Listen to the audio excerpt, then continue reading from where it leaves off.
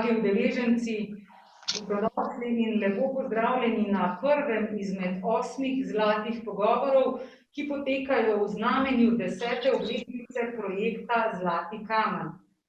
Konferenca Zlati kamen je v slovenski javnosti najbolj odmevno strokovno srečanje na področju lokalne samouprave, kjer si izkušnje ter poglede o razvojnih možnostih ter dobrih praksah izmenjajo najvišji predstavniki lokalnih skupnosti, predstavniki gospodarstva in tudi vladni predstavniki.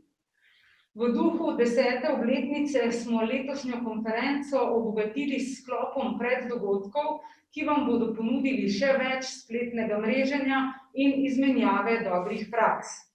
Pred velikim finalom, ki bo 11. februarja naslednje leto, bomo tako organizirali kar 8 45-minutnih zlatih pogovorov, kjer bodo predstavniki občin in strokovnjaki z različnih področij analizirali in komentirali priložnosti, trende in primere dobrih praks. V prvem zlatem pogovoru bomo govorili o pomembnosti objektivnih kazalnikov za razvoj lokalnih samouprav, o pomenu sodelovanja in povezovanja, nekaj besed pa bomo namenili tudi evropskim sredstvom in novi finančni perspektivi.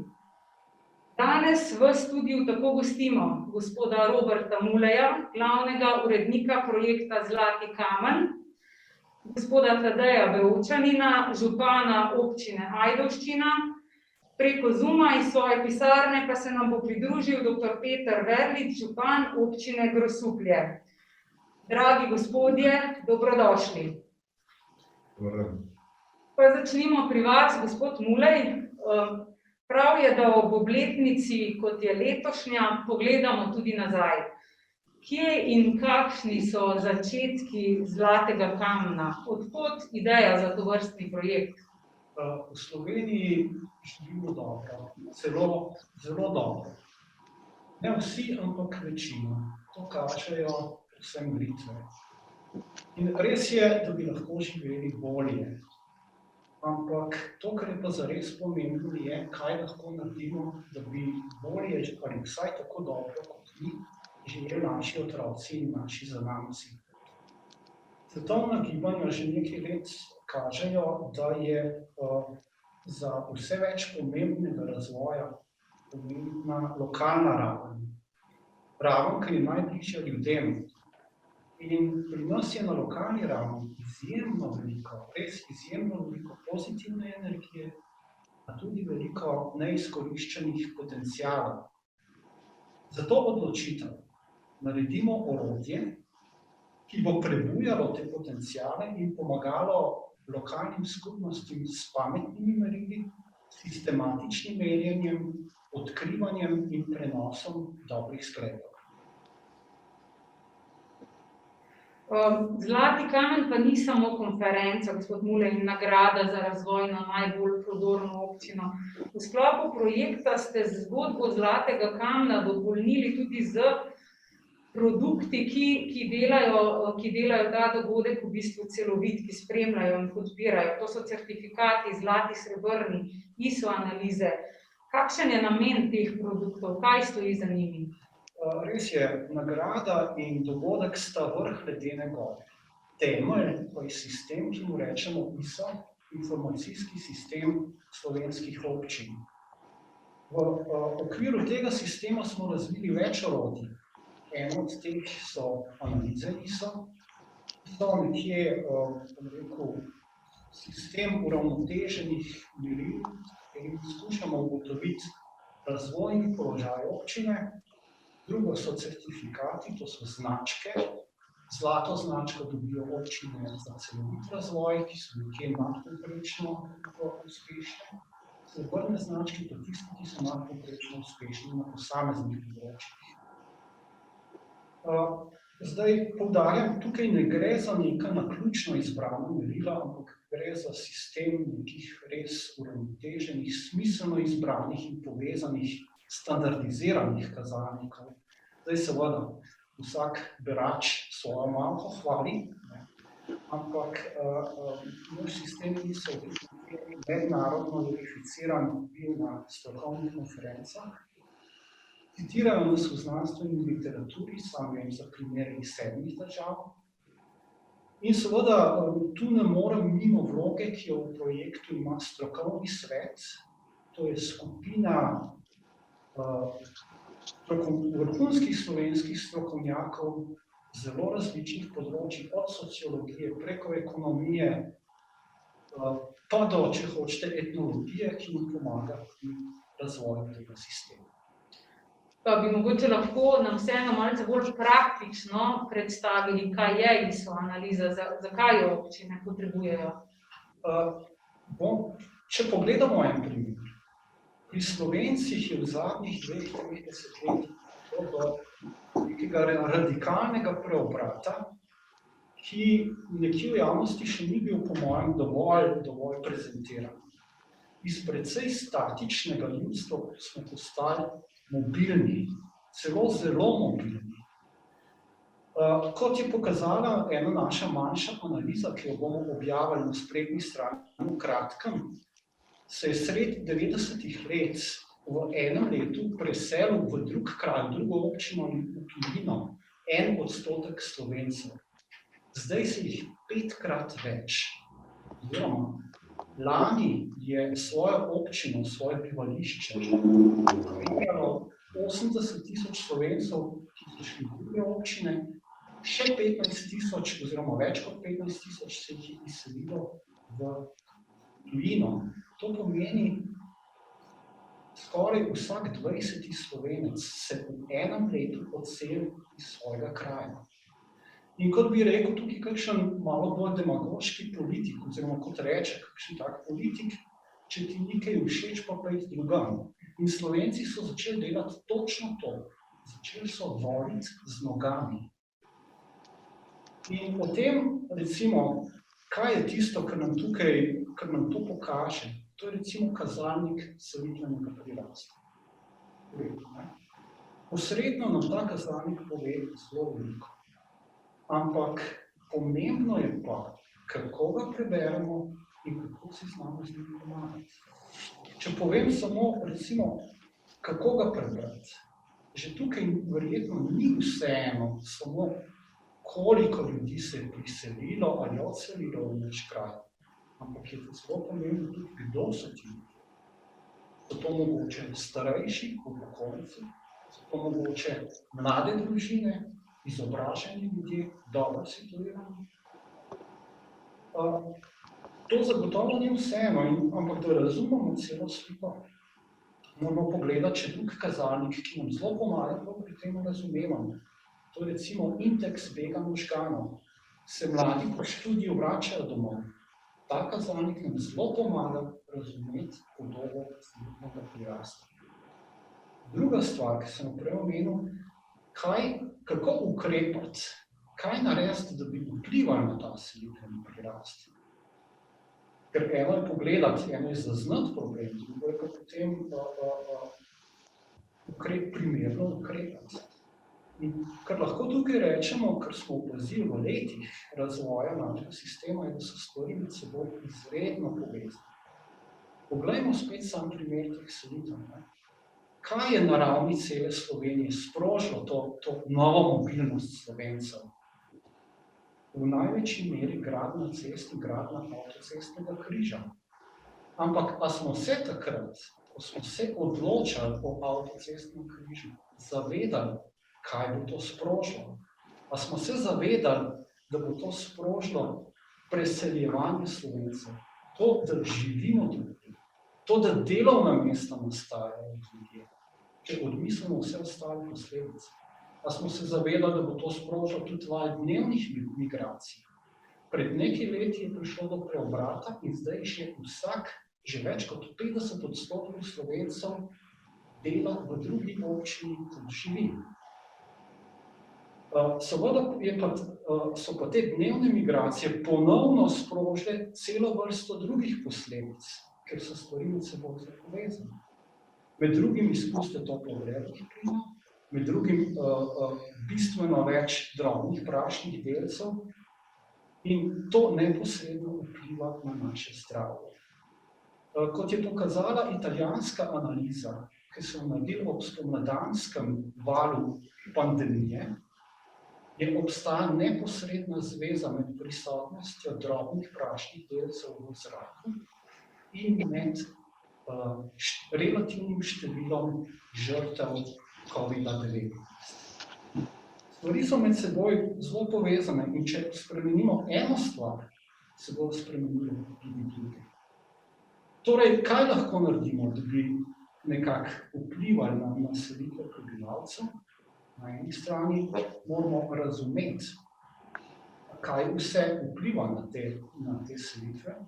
Na drugi strani moramo pa razumeti tudi, kaj bo naš ukrep sprožil na drugih področjih.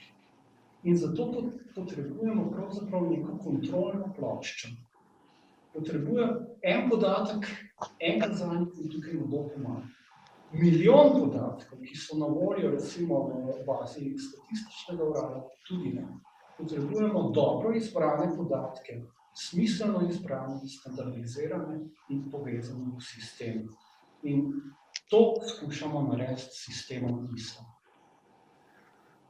No, gospod Verlič, občina Grosuplje je zvesta prijateljica konference in tudi uporabnica produktov Zlatega kamna.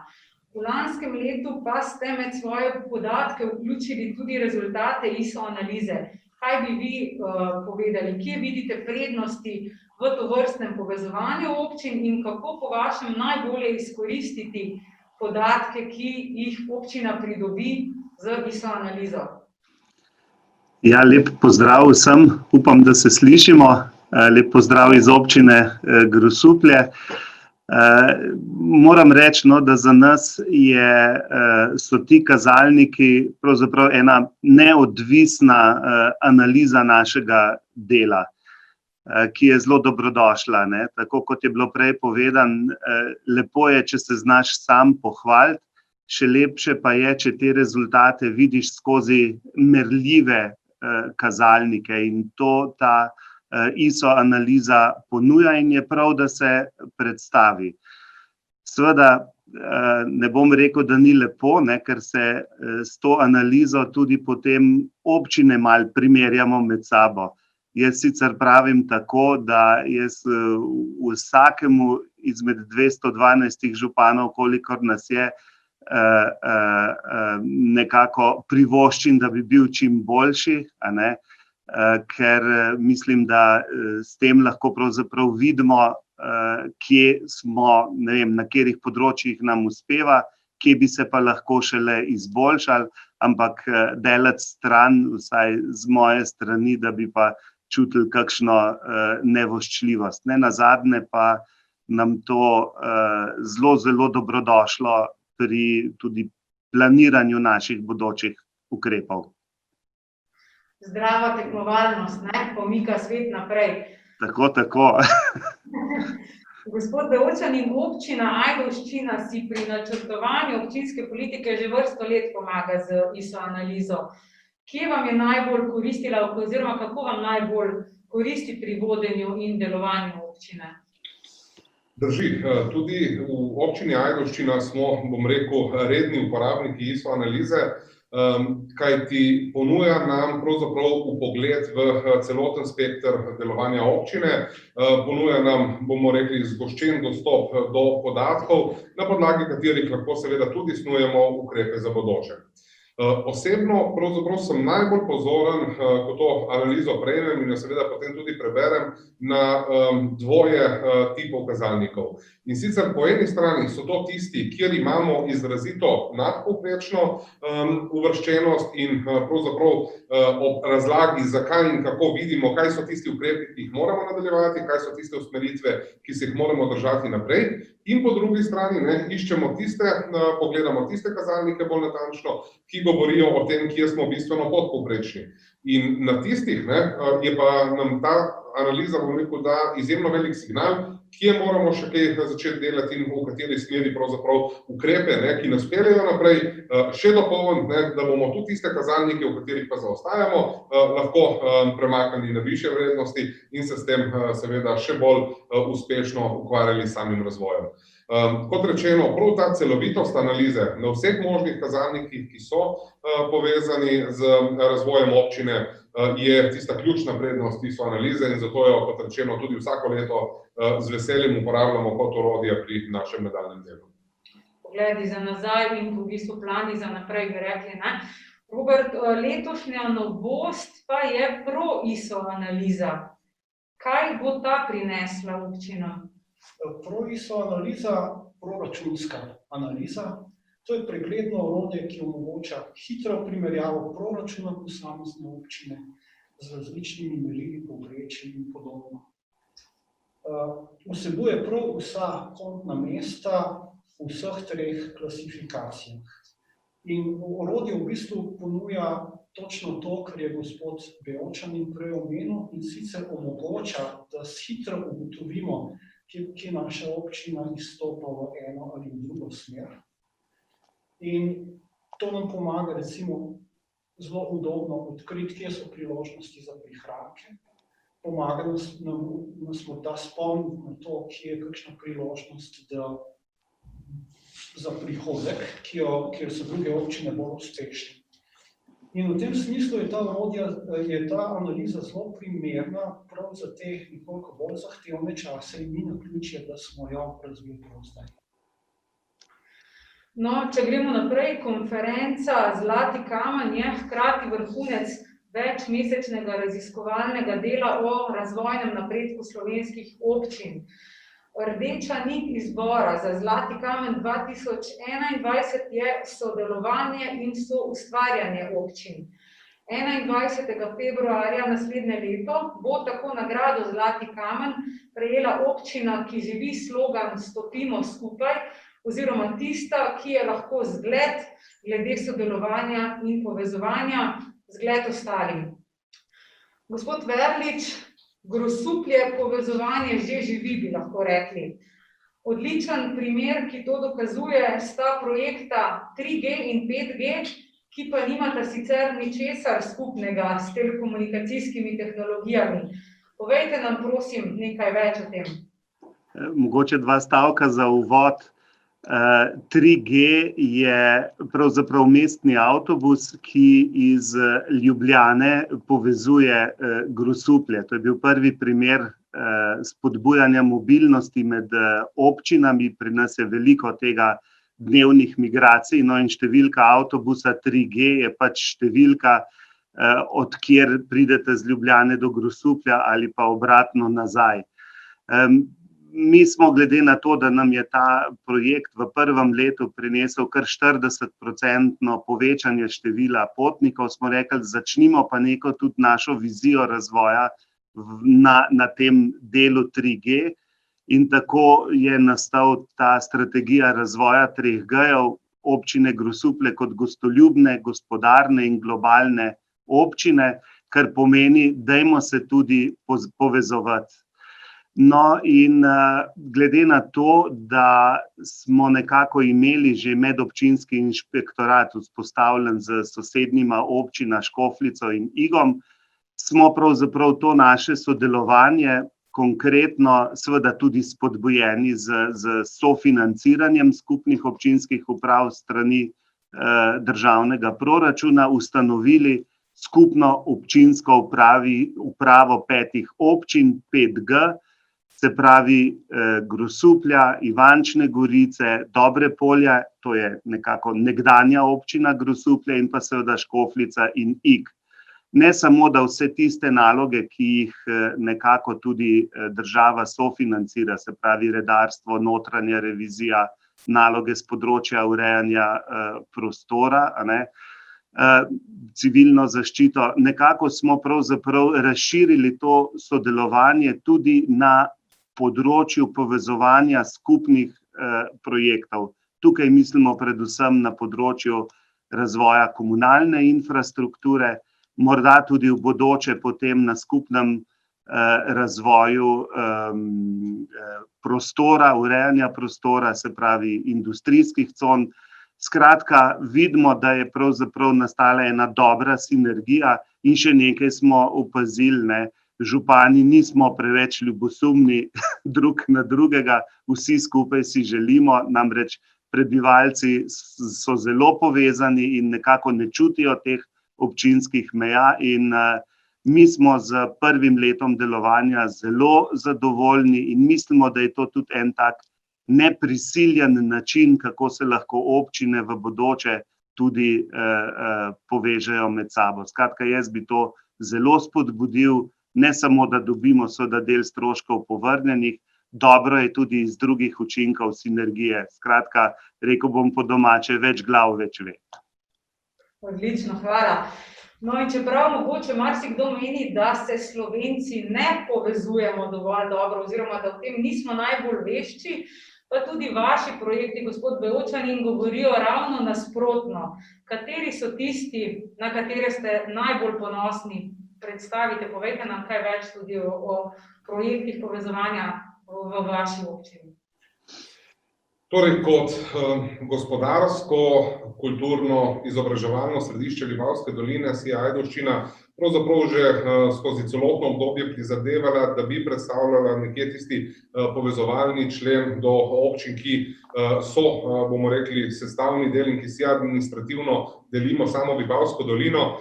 Zato tudi pravzaprav največ povezovanj peljemo ravno zaradi geografske bližine in skupnih problemov na tej osi od Nove Gorice do Vipave. Torej, tukaj nas je 6 občin, ki si administrativno, kot rečeno, delimo Vipavsko dolino.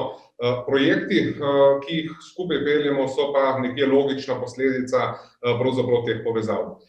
En največjih korakov, ki smo jih imeli med samimi občinami, je bil zagotovo ta, da smo pred 5 leti vzpostavili skupno destinacijsko znamko, to je skupno destinacijo turistično, to je turistična destinacija Vipavska dolina in pravzaprav tam je tudi kar večje število samih povezav tudi vzklilo.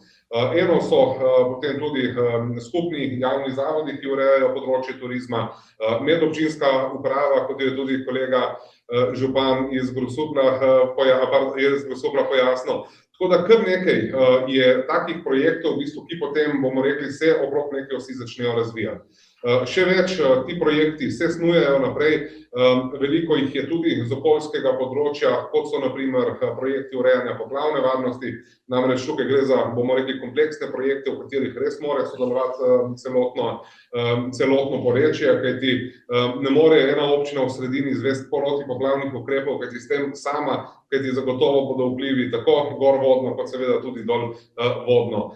In še bi pravzaprav teh povezav lahko naštevali. Po drugi strani pa smo izjemno ponosni tudi na sodelovanje in partnerstva, ki smo jih vzpostavili z gospodarstvom v zadnjem obdobju.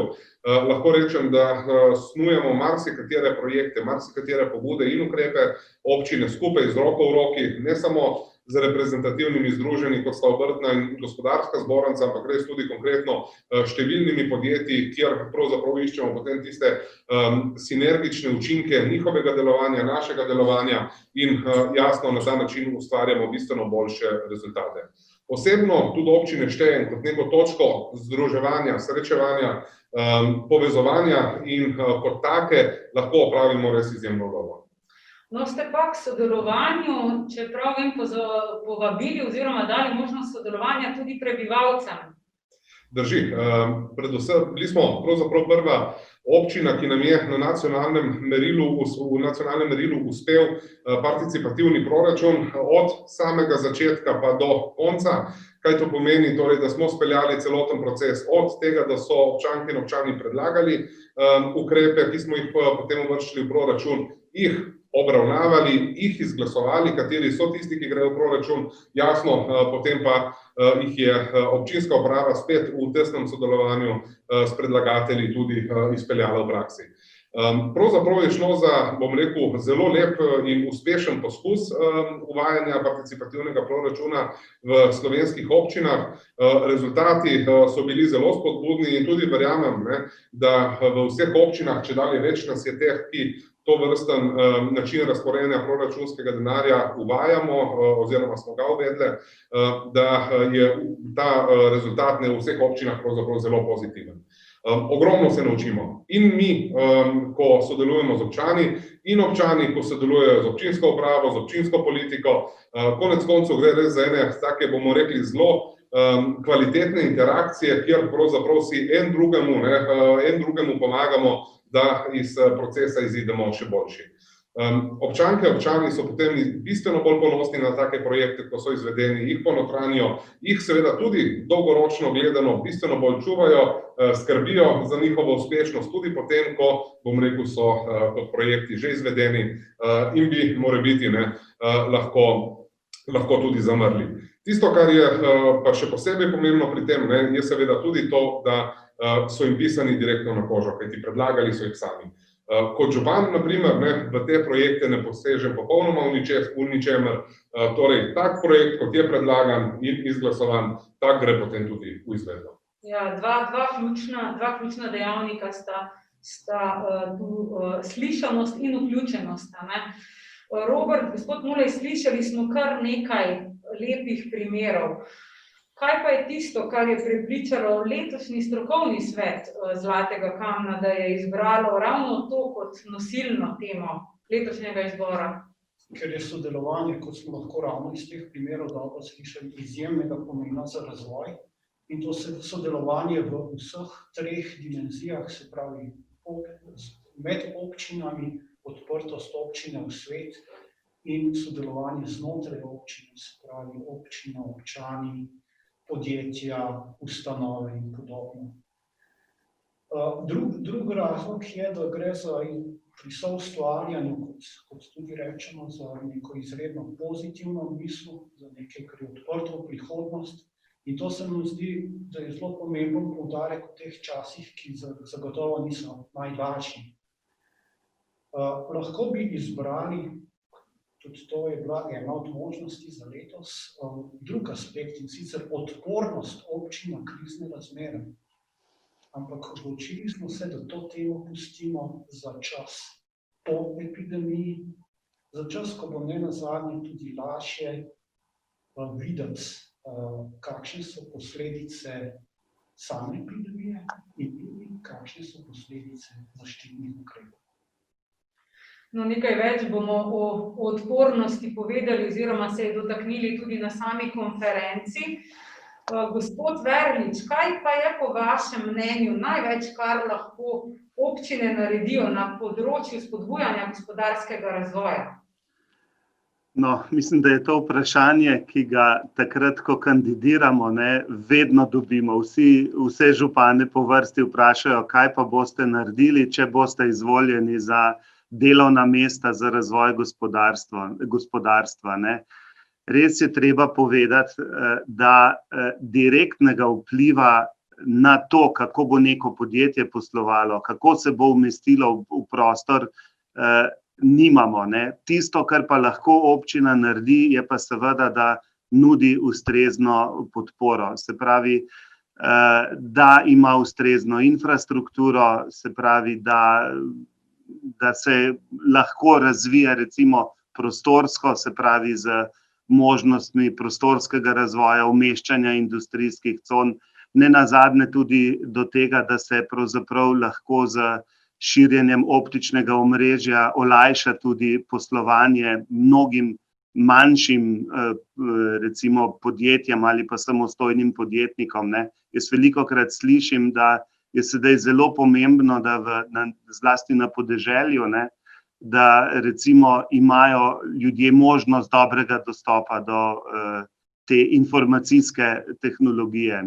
Saj tudi vemo, naša občina, ker leži v bližini prestolnice in je dobro povezana z avtocestnim omrežjem, z železniškom, je zato tudi bolj privlačna.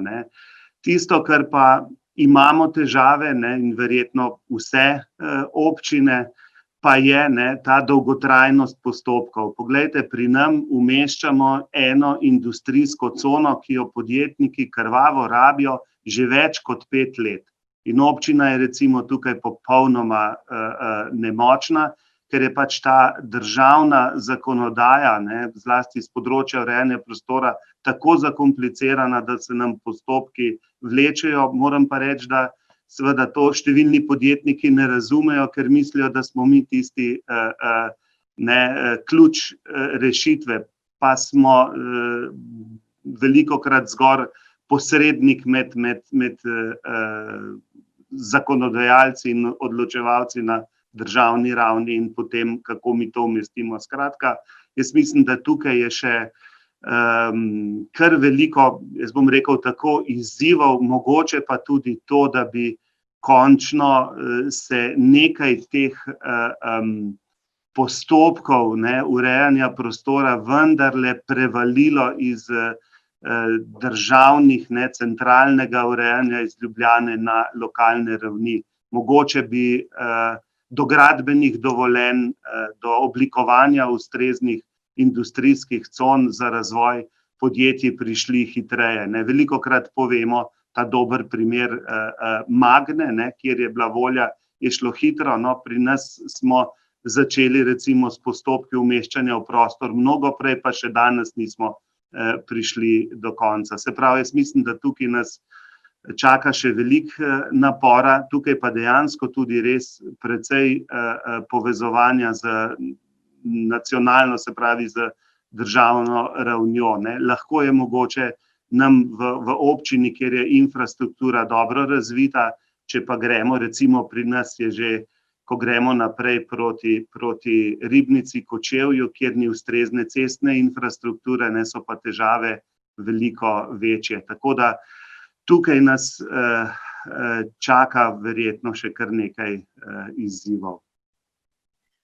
No in v duhu teh projektov je vsako leto v vrhu pomembnejših vprašanj tudi vprašanje, kako do denarja.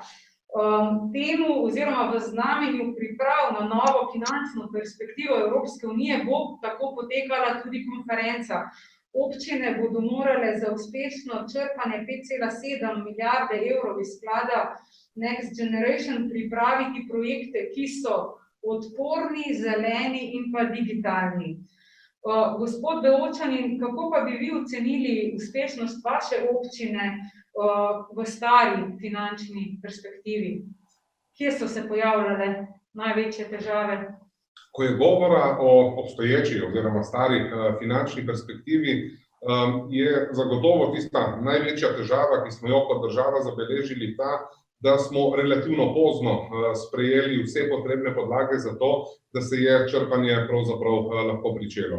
Namreč dolgo časa smo občine in država skupaj snovali dogovore za razvoj regij in je od takrat, ko so bili sprejeti, pravzaprav pred nekaj leti, do realizacije projektov tudi preteklo kar nekaj časa.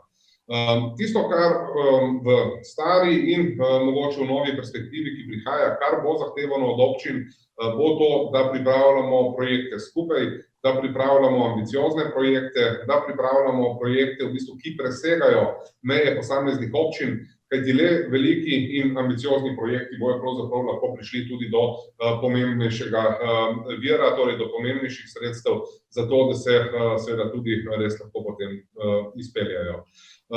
Težave so pravzaprav bile največkrat povezane prav z majhnostjo občin, torej tudi konkretno Ajdovščina, ki je v državnem merilu ena večjih občin, je še vedno na mednarodnem parketu izrazito majhna.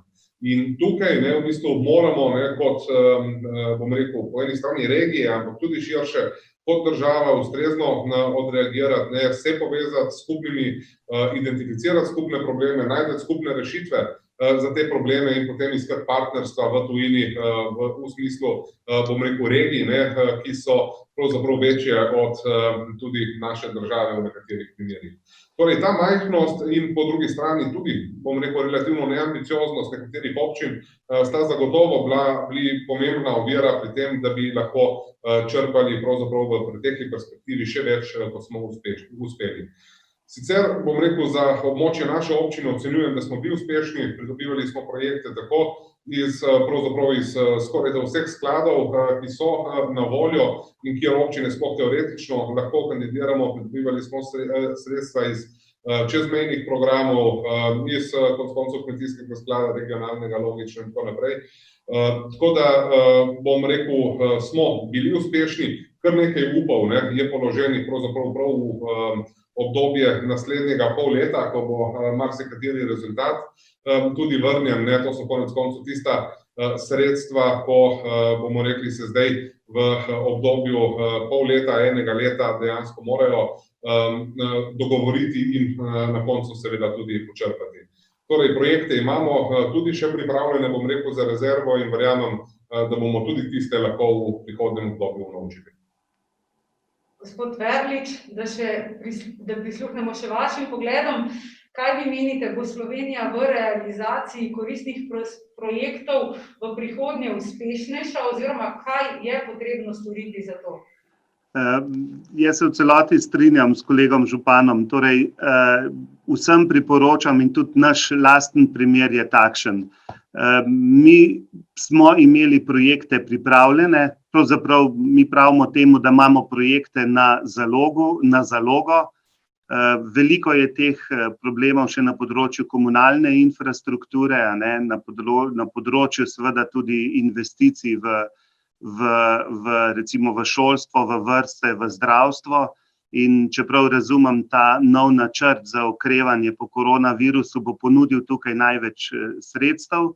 Če bomo občine imeli dobre pripravljene projekte, sem prepričan, da jih bomo znali počrpati. Naš lasten primer je takšen, slišim, da je kolega povedal enako, se pravi občine, mislim, da to znamo počrpati, je pa tudi res, Moram kar povedati, pri nas ta največji projekt, ki smo ga imeli v preteklem obdobju, preko 16 milijonov evrov evropskih nepovratnih sredstev, smo pač dobili za izgradnjo nove čistilne naprave in pa za dograditev kanalizacijskega omrežja.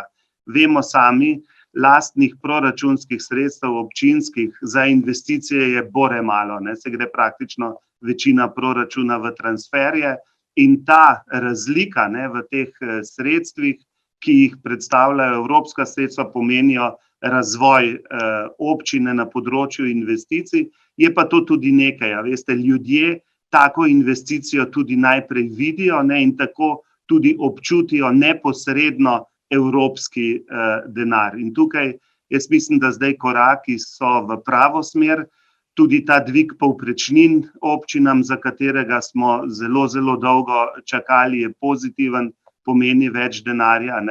In jaz mislim, da če bomo občine, pa tudi to mislim, da je zelo pomembno, da smo občine povezane, kajti majhna občina ima manjšo možnost pridobivanja sredstev in je tukaj morda še ena spodbuda k temu, da smo občine povezane, naših 5 občin je tukaj trdno odločena, da bomo skupaj poskušali tudi kandidirati za kakšna večja sredstva in potem mislim, da naslednja finančna perspektiva ne bi smela biti problematična z vidika tega, da bi nam sredstva ostajala. Videli smo pa tudi sami, občine imamo veliko projektov in mislim, da jih znamo počrpati. Stopimo skupaj, tisto vodilo, ki ga bomo morali imeti pred očmi. Gospod Mulej, ko govorimo o razvoju, uspehu občin, je pravzaprav to zelo težko objektivno meriti, glede na raznolikost slovenskih občin. Kakšna so pravzaprav merila za uspeh občine? Kdaj lahko rečemo, da je neka občina uspešna? S enim stavkom ali eno besedo, kadar se razvija celovito. Kadar je razvoj uravnotežen, oziroma, ko bi rekli z moderno besedo, holističen. Če pogledamo, vsaka skupnost je zapleten sistem. In že če pogledamo teorijo, vidimo, da se kompleksnih sistemov nikakor ne sme razvijati tako, da se optimira eno samo razsežnost. To ne pripelje samo do slabega razvoja, to lahko pripelje do sesutja sistema. Zato je ključno, da je razvoj usmerjen, uravnotežen, da je usmerjen na celovitost. In to je nekje v osnovni ideji, v osnovnem principu, lahko bi rekli v našem poslanstvu, ko gre za projekt z Vatikanom, da skušamo promovirati in zasledovati to celovitost v razvoju. Zato tudi nikoli ne spremljamo, recimo, ko gre za nagrado, samo merljivih aspektov, ampak tudi nemerljive. Ker zanima nas, kot rečeno, cela zgodba in verjamemo, da do tega, kar je naša osnovna ideja, se pravi, da pridemo do boljšega življenja, ne le zdaj, ampak za naše potomce, da sem pelje samo usklajen holistični razvoj. In verjamemo, da je ta holistična pot edina pot, seveda, če res želimo razvoj na dolgi rok. Hvala, no, gospod Določanin. Čeprav je močan pečat v letošnjem letu pustila tudi epidemija, kakšni pa so po vašem mnenju koraki do celovitega in uravnoteženega delovanja občine? Občino večkrat primerjam pravzaprav z eno sestavljanko, ki ima številne koščke. Koščki so ljudje, koščki so inštitucije občinske, so privatna podjetja, je okolje, je prostor, v katerem živimo in še je seveda teh koščkov sestavljanke. In tisto, kar je naloga občin in kar je pravzaprav zagotovo, verjamem tudi dejstvo, da razvojnih občin je tisto, da te koščke, bom rekel, uskladiš in zložiš med sabo v neko celovito skupno sliko. Pravzaprav potrebno je pri praktično vsakem ukrepu pomisliti na vse tiste koščke.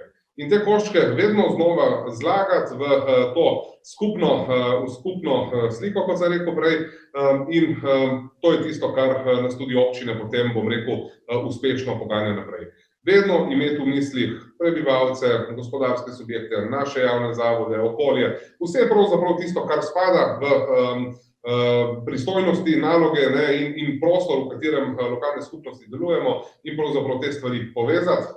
Spet smo seveda pri sloganu in peljati zadeve naprej. No, ob koncu, gospod Verlič, vprašanje še za vas. Kje pa vi vidite priložnosti za razvojno prodornost občine?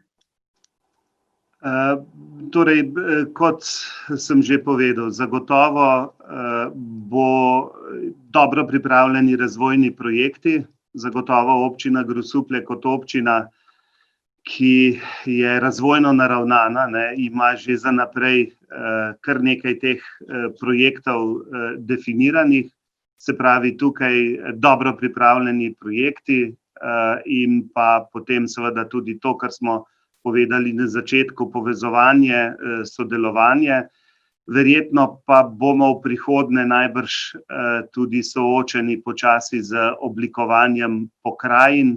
Tukaj jaz vidim, da je še ena institucionalna možnost, da se vendar en del nalog, ki so zdaj centralizirane, prenesejo na pokrajinsko raven. Upam, da so te dobri primeri sodelovanja že doslej, čeprav ni zakonsko še to določeno, da so to tisti, ki nas ne bodo, bi rekel, skregali med seboj, ampak da bomo videli koristi malo večjega sodelovanja med seboj. No, tako, s tem smo današnji pogovor, prvi zlati pogovor pripeljali do konca. Hvala vam, dragi gostje, hvala, dragi udeleženci, ker ste nas spremljali. Vabljeni, da se nam pridružite tudi naslednji četrtek ob 14. uri, ko bomo govorili o projektih, ki jih snujejo dobitnice nagrade Zlati kamen. Hvala, ker ste bili z nami in ostanite zdravi. Hvala lepa. Srečno. Srečno.